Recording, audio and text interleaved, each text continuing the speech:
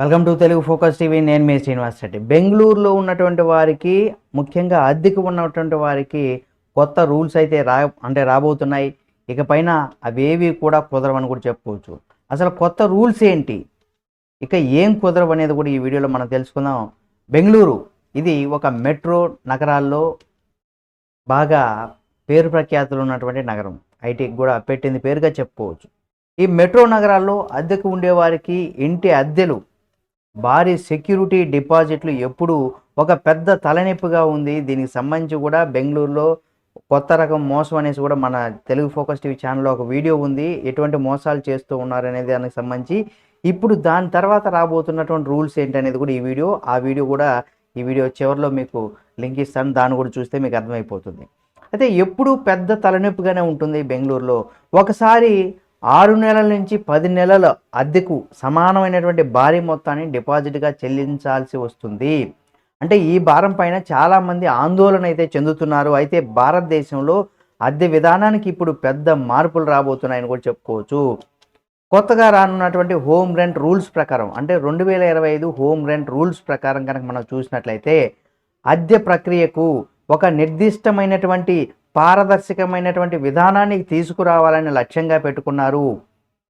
అయితే ఈ కొత్త నిబంధనతో అడ్వాన్స్ చెల్లింపు తగ్గనున్నాయి. ఇకపైన అద్దెదారులు ఎవరైతే ఉంటారో, అంటే ఇంటి యజమానులకు ఇద్దరికి అనుకూలమైనటువంటి రూల్స్ ఉండే విధంగా కూడా సెక్యూరిటీ డిపాజిట్కు చెక్ పెట్టేటువంటి అవకాశం ఉంది.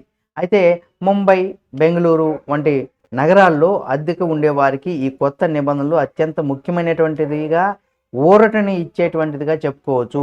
ఈ కొత్త రెంట్ రూల్స్ ప్రకారం, అంటే 2005 నుంచి కూడా ఈ ఇంటి యజమానులు ఎవరైతే ఉన్నారో 2 నెలల అద్దెకి మించి సెక్యూరిటీ డిపాజిట్ను కూడా వసూలు చేయకూడదని గతంలో బెంగళూరు నగరంలో సహా పలు ప్రధానమైనటువంటి నగరాల్లో కూడా ఇది గతంలో 6 నుంచి 10 నెలల అద్దె డిపాజిట్గా చెల్లించాల్సి వచ్చేది.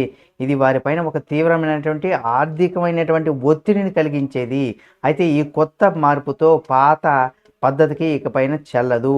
అంటే రిజిస్ట్రేషన్ తప్పనిసరిగా కూడా చేసేటువంటి అవకాశం ఉందా లేదా అనే దానికి సంబంధించిగా మనం చూసినట్లయితే, ఇకపైన కేవలం చేతితో రాసినటువంటి నోటుతో ఇంటికి అద్దెకు తీసుకోవడం కుదరదు. రెంట్ చేంజెస్, అంటే 2025 ఏదైతే రెంట్ చేంజెస్ ప్రకారం చూస్తే, ప్రతి రెంటల్ అగ్రిమెంట్కు ఇక్కడ ఆన్లైను లేదా స్థానిక రిజిస్ట్రేషన్ కార్యాలయంలో 2 నెలల లోపు అధికారికంగా రిజిస్ట్రేషన్ చేసుకోవాలి.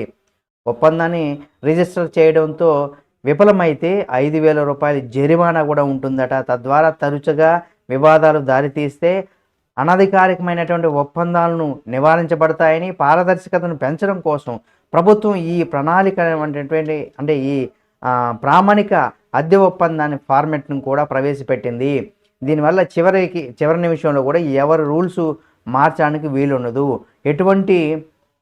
ఎలాంటి ప్రయోజనం ఉంటుంది, ఎవరికి ఎలాంటి ప్రయోజనం ఉంటుంది అనేది కనుక మనం చూసినట్లయితే, అద్దెదారులకు కలిగేటువంటి ప్రయోజనాలు కనుక మనం ముందుగా చూసినట్లయితే, అంటే సెక్యూరిటీ డిపాజిట్లు 2 నెలల అద్దెకు పరిమితం కావడంతో భారీ ముందస్తు చెల్లింపు భారం అనేది ఏదైతే ఉంటుందో, అంటే అడ్వాన్స్ పేమెంట్ ఏదైతే ఉంటుందో ఆ భారం అయితే తగ్గేటువంటి అవకాశం ఎక్కువగా ఉంటుంది. హఠాత్తుగా అద్దె పెంచడానికి వీలుండదు. పైగా చట్టపరమైనటువంటి రక్షణ కూడా లభిస్తుంది. చట్ట ప్రకారం విధానాలు త్వరగా పరిష్కారం అవుతాయి కాబట్టి ఇంటి యజమానులు కూడా ఇది కొంత ప్రయోజనకరంగా ఉంటుంది. ఇక బలమైనటువంటి చట్టపరమైనటువంటి మద్దతు కూడా ఇక్కడ ఉంటుందా లేదా అని మనం చూసినట్లయితే, అంటే తప్పనిసరిగా రిజిస్ట్రేషన్ కారణంగానే అద్దె ఒప్పందాలకు ఒక బలమైనటువంటి చట్టపరమైనటువంటి మద్దతు అయితే లభిస్తుంది. అంతేకాకుండా విశ్వసనీయత అనమాట. ఇక్కడ అద్దె చెల్లింపులు పత్రాల్లో మరింత పారదర్శకతను కూడా పెంచుతుంది. కోర్టు కేసులకు అనేవి కూడా తగ్గుతూ ఉంటాయి. స్పష్టమైనటువంటి డాక్యుమెంటేషన్ వల్ల కూడా సుదీర్ఘంగా కోర్టు వివాదాలు అవకాశం తగ్గేటువంటి అవకాశం ఉంది. ఈ హోమ్ రెంట్ రూల్స్ 2025 ద్వారా కూడా ప్రభుత్వం మరింత వ్యవస్థీకృతమైనటువంటి విధంగాను అందరికీ న్యాయపరమైనటువంటి అద్దె మార్కెట్ను కూడా సృష్టించాలని కూడా ఆదేశిస్తూ, బెంగళూరు వంటి పెద్ద నగరాల్లో కూడా అద్దెదారులకు దీర్ఘకాలంగా ఎదుర్కొంటున్నటువంటి అధిక ఖర్చులను కూడా ఊహించలేని నిబంధనలకు కూడా ఈ కొత్త రూల్స్ అయితే ఒక పరిష్కారం చూపగలుగుతాయని కూడా భావిస్తున్నారు. కాబట్టి ఇకపైన భారీ మొత్తంలో బెంగళూరు నగరంలో లేదా ముంబై లాంటి నగరంలో కూడా భారీ మొత్తంలో ఎవరైతే అడ్వాన్స్డ్ పేమెంట్ తీసుకుంటున్నారో 6 నెలల నుండి 10 నెలలు, సంవత్సరం ఎవరైతే తీసుకుంటున్నారో అటువంటి వారికి ఇది పెద్ద షాక్ అని చెప్పుకోవచ్చు.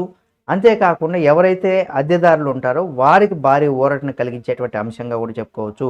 కాబట్టి ఈ వార్తను తప్పనిసరిగా బెంగుళూరు లేదా మహానగరాల్లో ఉన్నటువంటి వారందరికీ కూడా షేర్ చేయండి.